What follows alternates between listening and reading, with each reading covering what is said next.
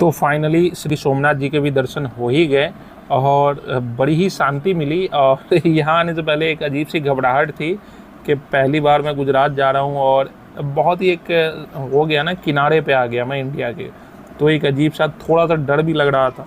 अकेले आने का जो वो एक घबराहट होती है वो भी एक बनी हुई थी। लेकिन आखिरकार यहाँ मैं पहुँच गया, यहाँ दर्शन भी हो गया, बड़ा ही अच्छा लग रहा है। अब मैं जा रहा हूँ दर्शन करने के बाद जो अरब सागर है उधर से भी जो है, जो मंदिर का जो ये है एक साइड की दीवार वगैरह, जहाँ पर जब भी आप फ़ोटो देखते होंगे श्री सोमनाथ जी के, तो वहाँ पर जो है आप देखते होंगे जय सोमनाथ करके लिखा हुआ, तो यही वो रास्ता है जो उस तरफ जाता है। और इसी बैकयार्ड में ही जो है आप कह सकते हैं वो फ़ोटो खिंचाने की जगह बनी हुई है। तो जब भी आप आएँ तो ऐसा ना हो कि उधर से ही दर्शन करके आप वापस जो है लौट जाएँ। जब भी आप वहाँ पर आएँ यहाँ पर दर्शन करने, तो दर्शन करने के बाद जो है आप वापस फिर इस तरफ भी आएँ ज़रूर। और यहाँ पर जो है वो टिकट वगैरह चार्ज वगैरह किया जाता है, ये देख सकते हैं टिकट के प्राइस।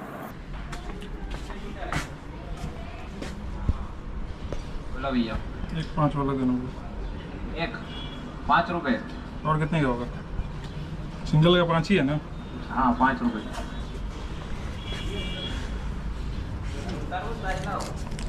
तो टिकट लेने के बाद जो है अब हम चलते हैं, ये जो है एंट्रेंस है और यहाँ से जो है ये तो एक खिड़की लग रही है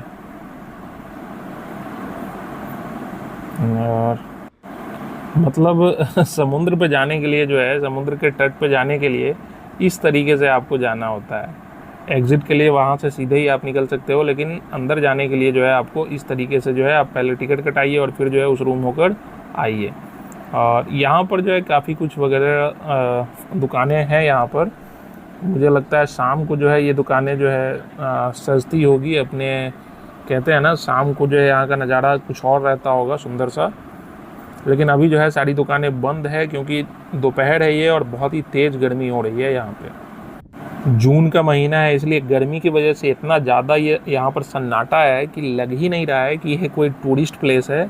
एकदम आपको वो फील ही नहीं आएगी कि आप जो है कहीं पर घूमने आए हो। बहुत ही ज़्यादा जो है यहाँ पर अभी दोपहर में, शाम को मुझे नहीं पता, मुझे तो लगता है कि शाम को यहाँ पर जो है चहल पहल रहती होगी। और सामने जो है हनुमान जी की जो है एक मूर्ति बनी हुई है अरब सागर की ओर। और ये जो है ये 90 मीटर का जो है, मुझे लगता है 90 या 1 किलोमीटर का ट्रैक होगा। यहाँ पर आप साइकिलिंग वगैरह भी कर सकते हैं और साइकिलिंग का जो है वो चार्ज लगता है उसका भी। तो अगर आप चाहते हैं कि यहाँ पर साइकिलिंग करें तो शाम को आप आइए और जो है साइकिलिंग का चार्ज वगैरह दीजिए और फिर यहाँ पर आप साइकिलिंग कर सकते हैं।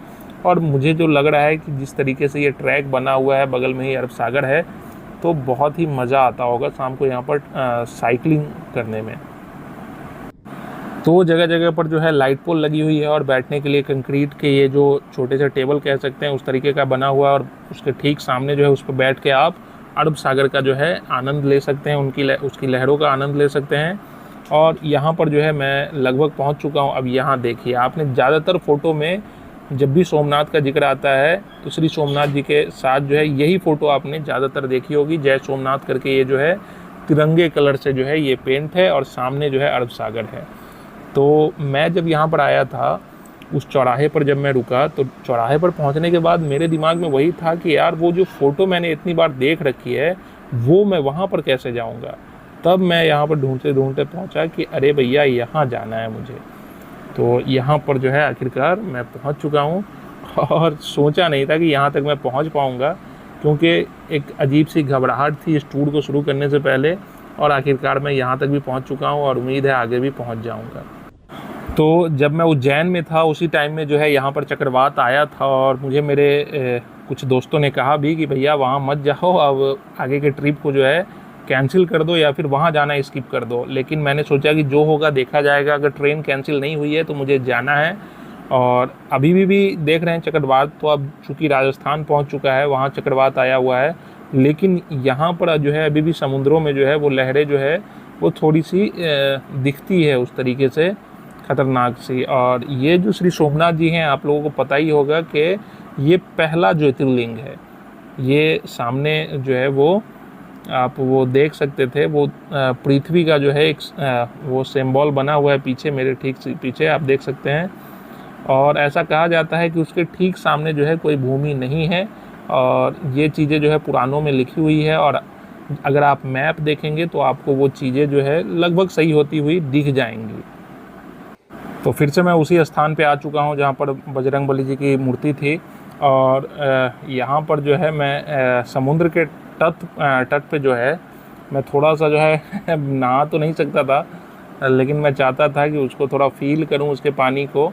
और यहाँ पर जो है लाइफ गार्ड जो है वहाँ पर खड़े हुए थे, और यहाँ पर भी जो है ऊँट की सवारी जो है की जा सकती है। और ये जो ऊँट जो है सामने दिख रहा था, उससे मैंने पूछा तो उन्होंने बताया कि भैया यहाँ पे 50 रुपये लगेंगे, आपको ऊँट की सवारी करनी है तो, जो कि मैंने जो वाराणसी में किया था वहाँ मुझे लगभग 200 देने पड़ गए थे, और यहाँ पर मुझे बस 50 रुपये में जो है ऊँट की राइड मिल जाती। और ये जो है वो दूसरी बार है जो मैं समुद्र के तट पे आया हूँ। इससे पहले मैं मुंबई गया था 2014 में, और उसके लगभग जो है 9 साल बाद जो है मैं फिर से समुद्र के किनारे पर आया हूँ। इससे पहले कई बार प्लान बना, लेकिन मैं वहाँ जा नहीं पाया। तो मैंने आपको कहा था कि यहाँ पर जो है शाम को आप साइकिल चलाना चाहते हैं तो वो यहाँ पर जो है चार्ज वगैरह देकर जो है आप साइकिल चला सकते हैं। तो ये जो है वो कितने पैसे लगेंगे, किस तरीके से क्या है, वो सारी चीज़ें यहाँ पे लिखी है, आप वीडियो को पॉज करके देख लेना। और अब चलते हैं यहाँ से दूसरी तरफ, और बगल में ही जो है एक संगम टाइप का है, वहाँ पर मैं जा रहा हूँ। ज़्यादा दूर शो नहीं कर रहा है, मैप पे मैंने देखा है लगभग 1 किलोमीटर के आसपास शो कर रहा है, तो मैंने सोचा है कि वॉक ही कर लेता हूँ 1 किलोमीटर। थोड़ी सी वॉकिंग भी हो जाएगी, और देखते हैं अगर ऑटो मिल जाएगी तो ले लेंगे, नहीं तो वॉक करते करते जो है वो मैं चला जाऊँगा। फिर से आप देख रहे हैं कि वहाँ से जो है अरब सागर वाला जो समुद्री तट है, वहाँ से निकलने के बाद जो है फिर से आपको वापस उसी जगह जो है उसी चौराहे पे आना पड़ेगा, और यहाँ से जो है दाईं तरफ मुड़ना है। बाईं तरफ जो है आपको श्री सोमनाथ जी विराजमान मिलेंगे, और दाईं तरफ जो है आपको जो है यहाँ पर कई चीज़ें हैं घूमने के लिए। आप जब भी यहाँ पर आइए तो उन सभी जगह ज़रूर जाइए। मेरे पास टाइम थोड़ा कम है, और थोड़ा सा थकान भी ज़्यादा है मुझे, क्योंकि बैग मेरा बहुत ज़्यादा भारी है, तो इस वजह से मैं बहुत सारी चीज़ों को एक्सप्लोर नहीं कर पा रहा हूँ। बहुत सारी जगह ऐसी हैं जहाँ जाना बहुत ही लोग जो है प्लान करके आते हैं कि वहाँ चलते हैं, और मैं यहाँ आया हूँ लेकिन मैं वहाँ नहीं जा पाऊँगा। जैसे आप लोगों को पता ही होगा कि इसी जगह पर जो है श्री कृष्ण जी की जो है डेथ हुई थी, तो जहाँ पर डेथ हुई थी वो भी जो है यहाँ से जो है आप बस वगैरह पकड़ सकते हैं। बस यहाँ पर चलती है उन सारी जगहों पर जो है आपको दर्शन कराने के लिए, बारी बारी से आपको ले जाएगी। वहाँ पर जहाँ जहाँ पे दर्शन करने हैं वहाँ पर गाड़ी को रोकेंगी, आप जाइए दर्शन करके आइए, और तब तक वो बस वहीं पर रुकी रहेंगी। तो 30 या 50 रुपये वो भाड़ा है, और इतने में जो है आपको जो भी यहाँ पर जो है ख़ास जगह है जहाँ पर दर्शन करने के लिए श्रद्धालु वगैरह जो आते हैं, उन सभी जगह पर जो है आपको वो बस ले जाएगी। तो जब भी आप आइए तो ये नहीं कि हाँ ऑटो बुक करते हैं, कार बुक करते हैं, कुछ नहीं। आप जो है आराम से उस बस को जो है पकड़िए, और उसी बस से जो है आप आराम से सारी जगह को एक्सप्लोर कीजिए। आपका दिन भी बच जाएगा, आपके पैसे भी बच जाएंगे, और शाम को जो है आप यहाँ से ट्रेन पकड़कर वापस अपने घर भी जा सकते हैं। तो यहाँ पर श्रद्धालुओं के लिए जो है भोजन प्रसाद की भी जो है व्यवस्था है। तो अगर श्रद्धालु जो हैं भोजन करना चाहते हैं तो यहाँ पर जो है भोजन करने का समय वगैरह जो है लिखा हुआ है। आप वीडियो को पॉज करके देख के आप जो है कभी आएँ तो यहाँ पर जो है प्रसाद जो है आप ग्रहण कर सकते हैं। और यहाँ पर जो मंदिर है बहुत ही सुंदर मंदिर है, सीता जी का मंदिर है ये, राम सीता का। और इससे थोड़ा सा और आगे हमको जाना है, और उसके बाद जो है वो संगम दिखेगा। देखते हैं कैसा है वहाँ का नज़ारा। तो अब जो है मेन रोड से हमें इस तरफ मुड़ना है। ये रहा मेन रोड, और मेन रोड से अब हम मुड़ रहे हैं दूसरी तरफ, और सामने जो है वो धर्मशाला वगैरह है। तो आप वहाँ पर भी जो है जब भी आएँ तो रहने के लिए ट्राई कर सकते हैं। और इस तरफ ही जो है वहाँ सामने से बाईं की तरफ जो है मैप पे लोकेशन शो कर रहा है, और मुझे लगता है वो जो दिख रहा है वो ये इस तरफ वो जो है वो रास्ता मुड़ा हुआ है वहाँ पर जाने के लिए। वही वो जगह है जहाँ पर हम लोगों को जाना है। और ये जो है राम सीता जी का जो वो मंदिर है वो इधर से जो है उसके भी जो है शिखर के दर्शन हो रहे हैं। तो अब यहाँ से जो है अब हमें इस तरफ मुड़ना है, और सामने भी जो है आप जा सकते हैं, वहाँ पर भी बैठने की जगह है। और यही वो नदी है, और जो आगे जाके जो है जो बीच में समुद्र और इस नदी को जो अलग किया जा रहा है, वो बीच में एक छोटा सा बांध टाइप का बना हुआ है, वही जो इन दोनों को अलग कर रही है। और देख रहे हैं ये जो नदी है लगभग भरी हुई है, वो सामने देख रहे हैं वो बांध टाइप का हल्का बना हुआ है, उस पर गाड़ियाँ भी चल रही है, 1-2 गाड़ियाँ भी मैंने देखी है चलती हुई। तो वही जो है इन दोनों को अलग कर रही है। लेकिन मुझे लगता है जिस तरीके से बारिश वगैरह का टाइम आता है तो वो तो एक ही हो जाता होगा, ये नदी भी और वो समुद्र भी। मेरे पीछे की तरफ जो है वो श्री सोमनाथ जी का मंदिर है और अब मैं त्रिवेणी घाट के पास लगभग पहुंच चुका हूं। मेरा बैग बहुत बड़ा और भारी है और ये जो बैरियर बना हुआ है इसमें पता नहीं कैसे जाएगा। अब ये बैग मुझे उठा कर जो है वो ले जाना पड़ेगा। तो यहाँ पर जो है नदियों का संगम है, तो इसी वजह से जो है इसे त्रिवेणी घाट कहा जाता है। और गर्मी बहुत ज़्यादा है और काफ़ी जो है पैदल चलना पड़ा है, इसलिए जो है पसीने से जो है कपड़े लगभग भीग चुके हैं। और यहाँ पर जो है बहुत ही ठंडी हवा चल रही है, तो मैंने सोचा थोड़ी देर यहीं पे बैठ के आराम करूँ, थोड़ी देर जो है इस ठंडी हवाओं के आनंद लूँ। गर्मी बहुत है और यहाँ से अब मुझे फिर वापस जो है वेरावल स्टेशन ही जाना है। बहुत सारी ऐसी जगह हैं जहाँ जाना तो चाहता था मैं यहाँ आने से पहले, लेकिन अभी बॉडी की जो हालत है ना, बैग इतना भारी है मेरा, उसको ढोकर मैं ही जानता हूँ। तो घाट के किनारे ये जो छोटी छोटी सी कुटिया टाइप बनी हुई है, तो इसमें काफ़ी देर बैठने के बाद जो है जब बॉडी में थोड़ी सी एनर्जी आ गई है, तो अब मैं जा रहा हूँ थोड़ा सा एक्सप्लोर करता हूँ कि यहाँ पर जो है कैसी जगह है। वही सामने वाले में मैं बैठा हुआ था काफ़ी देर, कुछ फ़ोटोज़ वगैरह मैंने लिए और फिर मैं चल पड़ा आगे देखने के लिए कि आखिर किस तरीके का यहाँ पर जो है वो बना हुआ है। और बहुत ही मशहूर है ये त्रिवेणी घाट। तो जब भी लोग यहाँ पर आते हैं ना श्री सोमनाथ जी के दर्शन करने, तो यहाँ आ ही जाते हैं, क्योंकि जस्ट बगल में है, बहुत ज़्यादा दूर भी नहीं है कि हाँ बहुत दूर हो तो सोचने की ज़रूरत है। हालांकि मेरा मन तो है जहाँ पर जो है श्री कृष्ण जी की जो है मृत्यु हो गई थी, तो वहाँ पर जाने की, वहाँ पर भी जो है एक मंदिर बना हुआ है। मेरी बड़ी ख्वाहिश थी कि वहाँ पर मैं जाऊँ और वहाँ पर भी जो है उनके दर्शन कर सकूँ। और यही जो है मैं आया था मेन रोड से, तो वहाँ से जो है एक छोटे सा जो रास्ता कट रहा था, वहाँ से मैं चला गया था अंदर, जबकि मेन एंट्री और एग्ज़िट ये है। और वहाँ पर मैंने आपको कहा था कि ये जो एक बस चलती है, ये देख सकते हैं 30 रुपये की टिकट है, आपको जो है सारी जगह जो है आपको वो घुमा देगी। ये बस आप यहाँ से पकड़ के आप देख सकते हैं, ये त्रिवेणी घाट पर जो है दर्शन के लिए रुकी हुई है। लोग इसमें से उतरे हैं, काफ़ी देर यहाँ पर रुकेंगे, दर्शन वगैरह करके यहाँ पर रिलैक्स करेंगे। यहाँ पर दर्शन करने जैसा कुछ है नहीं, रिलैक्स करके फिर जो है लौट जाएंगे। मैंने भी वहाँ पर जो है थोड़ी देर रुक के पानी वानी वगैरह पिया है, कुछ एनर्जी आ गई है, तो वापस मैं चल चुका हूँ उसी चौराहे के पास, जहाँ से जो है मैंने ऑटो से मैं जहाँ पर उतरा था वहीं से जो है ऑटो पकड़ूँगा और जाऊँगा वेरावल स्टेशन, और वहीं पर थोड़ी देर रेस्ट करूँगा क्योंकि शाम को मेरी ट्रेन है द्वारका के लिए। तो चलिए पहुँचते हैं चौराहे पर। तो आखिरकार मैं उसी चौराहे पर आ ही गया हूँ, और ये जो है वो सामने एक मंदिर दिख रहा है और यही वो चौराहा है जहाँ पर मैं ऑटो से उतरा था।